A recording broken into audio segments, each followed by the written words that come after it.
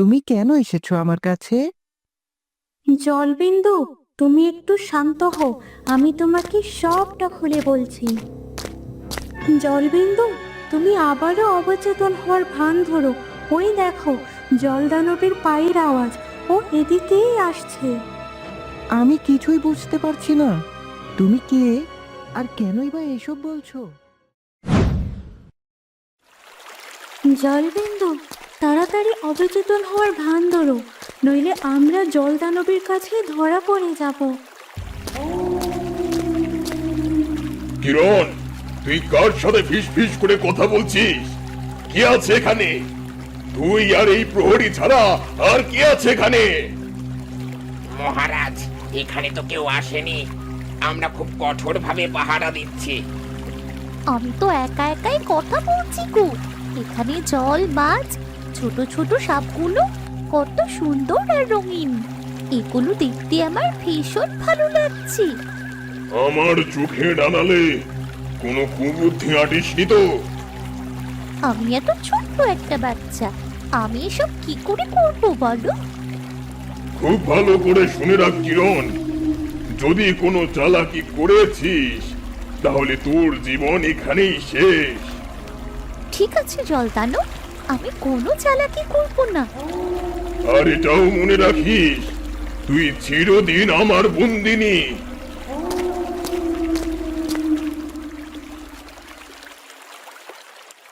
অল্পের জন্য বেঁচে গেছি কিরণ, এখন কি করব?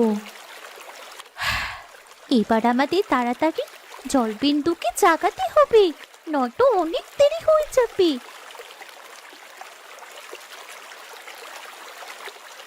দাসী, শিগগিরই আমার জন্য কিছু খাবার আনো। আমার ভীষণ খিদে পেয়েছে, আর অবশ্যই পরিমাণে অনেক বেশি খাবার আনবে। জি মহারাজ, জি, আমি এক্ষুনি আনছি।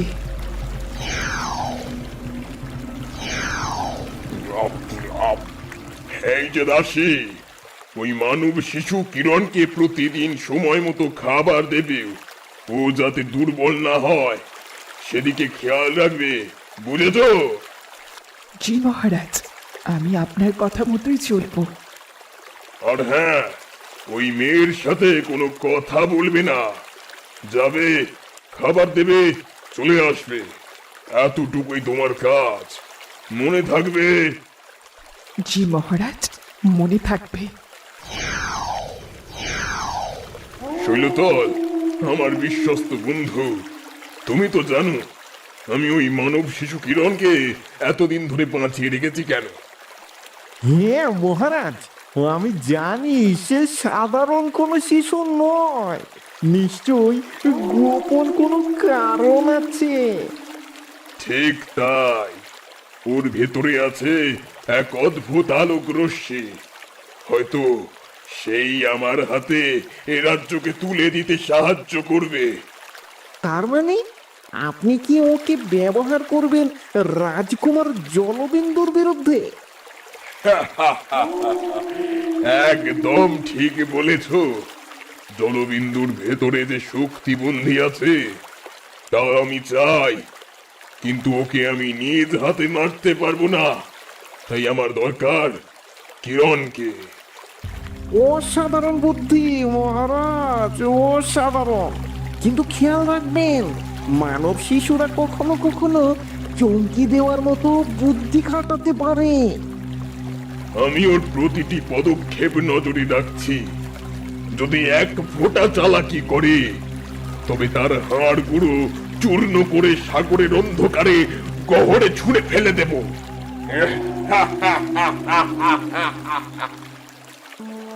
কচ্ছপ, তুমি কি আমার কথা শুনতে পাচ্ছ? তোমার ওই প্রহরী দুজনকে ব্যস্ত রাখতে হবে, নদী ঝলক জলবিন্দুকে জাগিয়ে তুলতে পারবে না।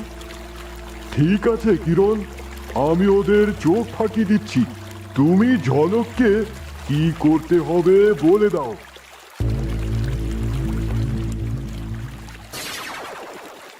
ওরে বাবা, এটা আবার কি শব্দ হলো? কেমন অদ্ভুত রহস্যময়। নিশ্চয়ই আবার ওই বুড়ো কচ্ছপটা দুষ্টুমি করেছে। এই কচ্ছপ আমার সামনে পড়লেই আমার শরীর শিরশির করে। ঠিক বলেছ, কোন দিক থেকে চুপ করে এসে পায়ে শিরশিরি দেয় বুঝতেই পারি না। আমার তো মনে হয় এই কচ্ছপ আসলে কোনো গুপ্তচর, দিনরাত শুধু ঘুরঘুর করে। গুপ্তচর? আরে না ভাই, গুপ্তচর হলে এত ধীরে ধীরে হাঁটতো? ও তো 10 কদম হাঁটতে একদিন নেয়। কথাখানা তুমি অবশ্য ঠিকই বলেছ, তবে এই গলার আওয়াজটা আবার কেমন? মনে হচ্ছে আমার মাথার ভিতর ঢুকে ওই ঢম ঢম ঢম ঢম করে বাজছে। মনে হয় কচ্ছপ বুড়োর গলায় মাছ বিঁধে গিয়েছে। বুড়ো বয়স হলেও লোভ যায়নি বুড়োর। চলো, এখনই সুযোগ, তাড়াতাড়ি জলপিণ্ডকে জাগাও। জলবিন্দু, শুনতে পাচ্ছ? উঠে বসো, আমাদের হাতে কিন্তু আর বেশি সময় নেই। এবার বলো, তুমি কে? আর জলদানবের আস্তানায় এসে আমাকে জাগানোর সাহস তোমার কি করে হলো? আমি ঝলক, তোমার বন্ধু নই, তবে তোমার মুক্তির দূত বলা যায়। কিরণ নামে এক মানব শিশু তোমাকে বাঁচাতে এসেছে। ওই সামনের দিকে তাকাও, কিরণকে দেখতে পাবে। জলবিন্দু, আমাদের হাতে সময় কম, তোমার এখানে একটা চাবি আছে, তাড়াতাড়ি আমাদের সেই চাবিটি খুঁজে বের করতে হবে। ভাই দেখেছো, এখন আবার ওই কচ্ছপটি হেঁটে যাচ্ছে, কিন্তু কোথায় যাচ্ছে তাই তো বুঝতে পারছি না। দেখে মনে হচ্ছে ও আমাদের চোখের সামনে ভেসে যাচ্ছে, অথচ ওকে একটু ধরা যাচ্ছে না। ভাই, আমার পা ছিড়ছিড় করছে, ওই মনে হচ্ছে ওই ছোট ছোট মাছের কাঁটা ফুটাচ্ছে। আরে না, মাছ নয়, ও তো বুড়ো কচ্ছপ, আবারও ফিরে এসেছে। বেটা বুড়ো হলো ও খুব চালাক। আসলেই ভাই, এই দেখো, এই যে এইদিকে এখনই ওই মাথা লুকিয়ে রেখেছিল, আবার মাথাটা লম্বা করে আমাদেরকে দেখছে। আমি বলছি, আজ থেকেই কচ্ছপকে আমরা জেলের ভূত বলে ডাকবো। ভাই সত্যি, ও কচ্ছপটা বেশ অদ্ভুত, কিন্তু খুবই মজার। ওই মানুষ হলে সারাক্ষণ সবাইকে হাসিয়ে মাতিয়েই রাখতো। আরে ভাই, এসব কি বলছো? কই মানুষ আর কই কচ্ছপ, এসব না ভেবে মন দিয়ে পাহারা দাও। ভাই, কি একটা বিশ্রী গন্ধ বেরিয়েছে, পাচ্ছিস? হ্যাঁ, পাচ্ছি। আর এই গন্ধের সাথে সাথেই মাথাটা ঝিনঝিন করছে রে। আমারও ভীষণ মাথা ধরেছে। হ্যাঁ গো, আমাদের কিরণ কি তবে সত্যি সত্যি আমাদের জীবন থেকে হারিয়ে গেল? 2 দিন ধরে মেয়েটার কোনো খোঁজ নেই। আমার যে বুকটা ফেটে যাচ্ছে। আমি জানি না মালা, কিরণ এমন কোনো দুষ্টুমি কখনো করে না। নিশ্চয়ই ওর সাথে বড় কোনো অশুভ কিছু ঘটেছে।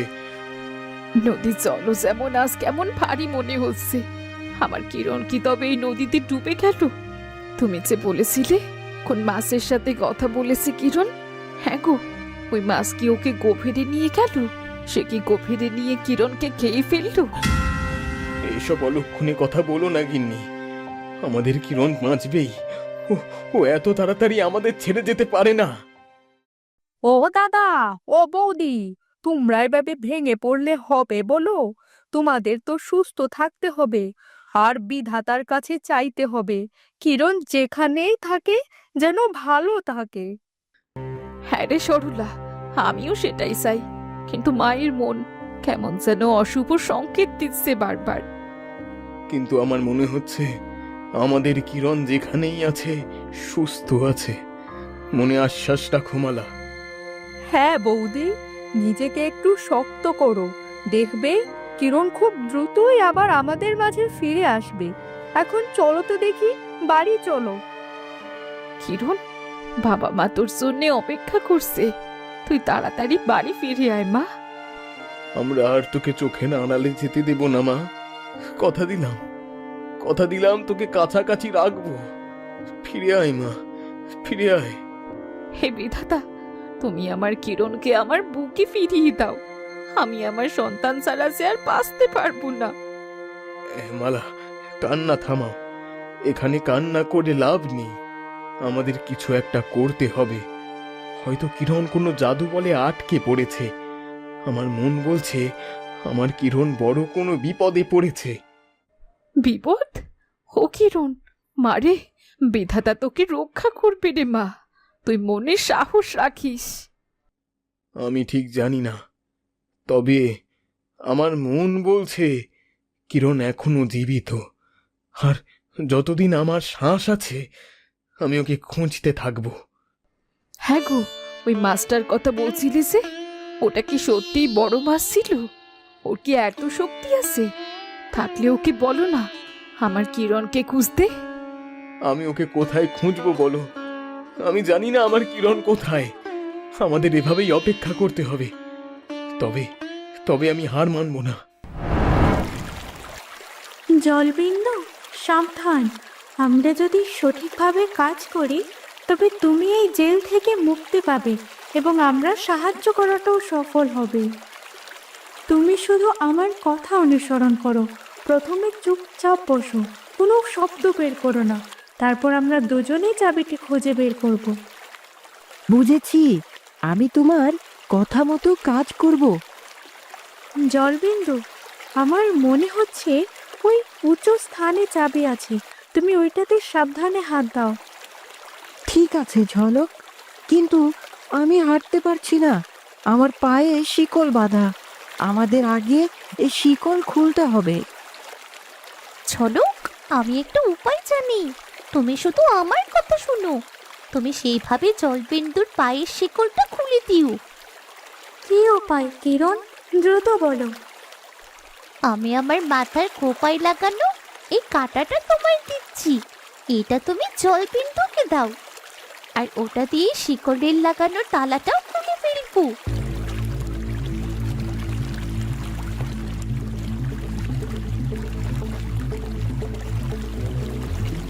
এই কাঁটাটা নাও, আর এটা দিয়ে তোমার পায়ের শিকলে বাঁধা তালাটা খুলে ফেলো।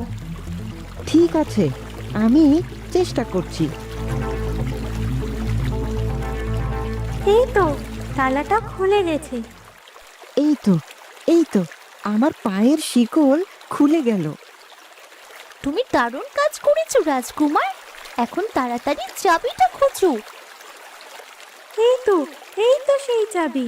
এবার আমাদের একটা অন্য চাবি এখানে রাখতে হবে, নয়তো জলদানব বুঝে যাবে। কিন্তু আমরা সেই চাবি কোথায় পাবো? চিন্তা করো না রাজকুমার, আমার কচ্ছপ দাদা সেই ব্যবস্থা করে ফেলবে। তুমি আবারও এখানে শুয়ে থাকো। আমি চাবিটা কিরণকে দিয়ে কচ্ছপ দাদাকে ডেকে আনছি। ঠিক আছে ঝলক।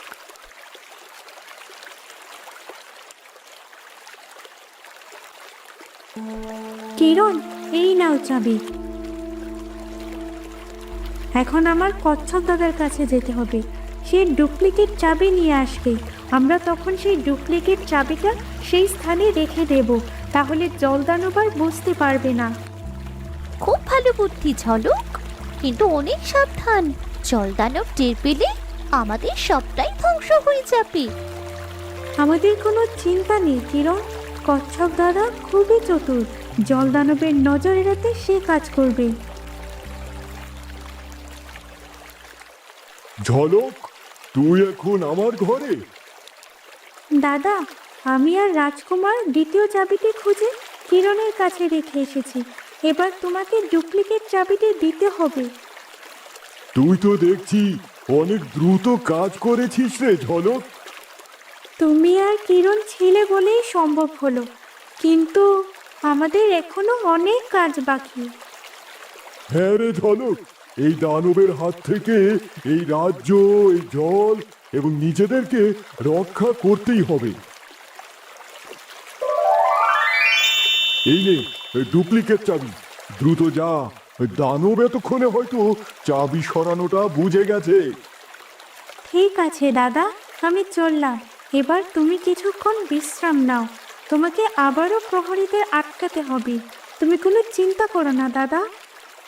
ঠিক আছে রে ঝলক, ওই সাবধানে যাও।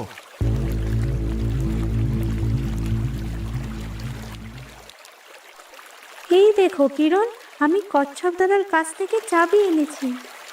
তুমি তাড়াতাড়ি চাবিটা রাজকুমারকে দাও। এটা সেই স্থানে দ্রুত রাখতে না পারলে ভীষণ বিপদ হবে। সব ঠিক আছে কিরণ, আমাদের আর তেমন কোনো ভয় নেই। রাজকুমার সাবধানে, জলদানবের পায়ের আওয়াজ শুনছো, যদি সে টের পায় আমরা শেষ। হ্যাঁ ঝলক, আমি বুঝতে পারছি, তুমি চিন্তা করো না, আমি খুব সাবধানে কাজ করছি। এবার চুপটি করে থাকো। প্রহরী, সব ঠিক আছে তো? জি মহারাজ, আছে। কিন্তু মহারাজ, এদিকে তো কেউ আসেনি, আর ওই মেয়েটাও ওই জেলের ভেতরে চুপটি করে বসে আছে। কিরণ, তুই আবারও কোনো কুবুদ্ধি চালাচ্ছিস না তো? তুই আমার চোখের আড়ালে কিছু করছিস নাকি? তাড়াতাড়ি বলে ফেল, আমি কিছু বুঝতে পারলে কিন্তু তোর জন্য বিশাল বিপদ। ঠিক আছে?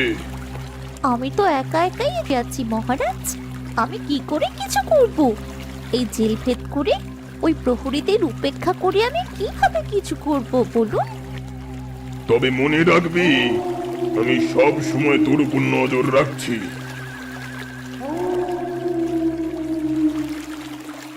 ধন্যবাদ, ধন্যবাদ ঝলক। তোমাদের সাহায্য ছাড়া আমি এটা কখনোই করতে পারতাম না। কিন্তু ওই শয়তানটা কেন রাজকুমারের কাছে যাচ্ছে? তবে কি সে কিছু টের পেয়েছে? সাবধানে কিরণ, আমাদের কাজ এখনো শেষ হয়নি। আমাদের চতুরভাবে জলদানবকে ফাঁকি দিতে হবে। কিন্তু জলবিন্দু কি পারবে নিজেকে স্থির রাখতে? একটু নড়াচড়া করলেই আমরা ধরা পড়ে যাব। তুমি ঠিকই বলেছ ঝলক, এখন তো আমার ভীষণ ভয় করছে। জলবিন্দু একটু নড়ে গেলে জলদানব সব বুঝে যাবে। বন্ধুরা, এ কি হলো? জলবিন্দু কি তবে জলদানবের কাছে ধরা পড়ে যাবে? জলদানব কি বুঝতে পারবে আসল চাবির জায়গায় নকল চাবি রাখা হয়েছে? তা সব কিছু জানবে পরবর্তী পর্বে। আর আজকের পর্ব তোমাদের কেমন লাগলো সেটার মতামত কমেন্ট করে জানাতে ভুলো না যেন। তোমাদের সাথে আবার দেখা হচ্ছে পরবর্তী পর্বে। সেই পর্যন্ত সুস্থ থেকো, ভালো থেকো। আমাদের নিত্য নতুন ভিডিও সবার আগে পেতে আমাদের চ্যানেলটি সাবস্ক্রাইব করে আমাদের পাশেই থেকো। ধন্যবাদ।